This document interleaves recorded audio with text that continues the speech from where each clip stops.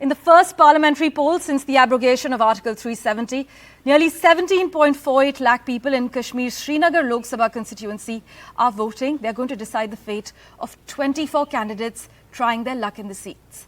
Now, while the BJP may not be contesting any of the 3 Lok Sabha seats in Kashmir, the party is confident that the election in the valley will end the domination of the National Conference and the People's Democratic Party in the region. Nazir Masoodi, as always, is tracking the latest political updates for us. He's with us live. Nazir, Srinagar, the seat is expected to witness a virtually head-on contest, and whoever emerges victorious will be going to Parliament for the first time? No, well, elections have been happening here after every 5 years, Parliament elections in particular. But this would be the first election where people are coming out to vote without any fear of gun or the boycott calls, and the campaigning was the indication of that. I'm here in downtown's Khanyar area, and people one by one have started coming to cast their vote. Because unlike other parts of the country, it is a bit cold here in the morning. Yesterday evening there was heavy rains, and even higher reaches and the mountains received also a light snowfall as well. So you can imagine the heat wave in the rest of the country, and here cold in the morning. So what is expected, that good turnout today. People would say goodbye to the tradition of poll boycotts in the valley, and it's expected that people will defeat the election boycott politics before electing their new MP from Srinagar constituency. Last time there was just 14% voter turnout.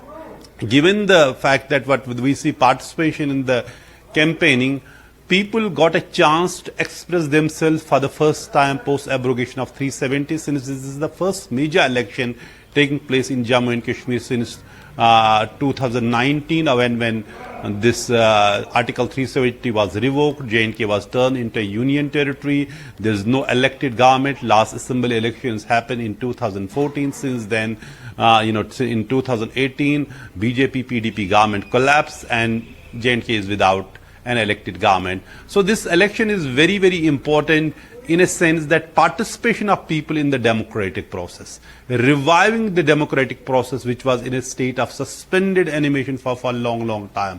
So campaigning was very, very effective. Best thing is peaceful, without any challenge, major challenge of the security, without any boycott calls, without any fear. Whoever wants to come would come on his or her own free will. So that is security. Despite all the security, you can see paramilitary troops have been deployed, and police is deployed at every polling station across valley. There are over 2,100 polling stations in Srinagar constituency. All the polling booths have been declared no smoking zones. This is a dry day in Kashmir, and section 144 has been imposed across Srinagar parliamentary constituency to ensure nothing goes wrong.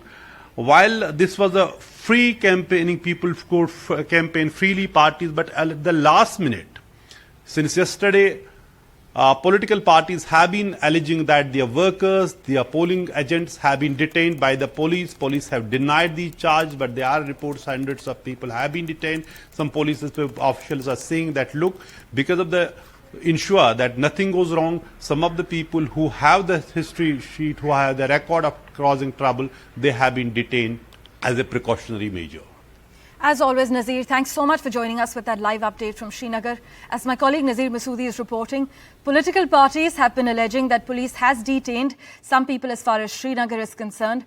But the voter turnout in the redrawn Srinagar Lok Sabha constituency following the delimitation exercise in Jammu and Kashmir back in 2022 will be keenly watched.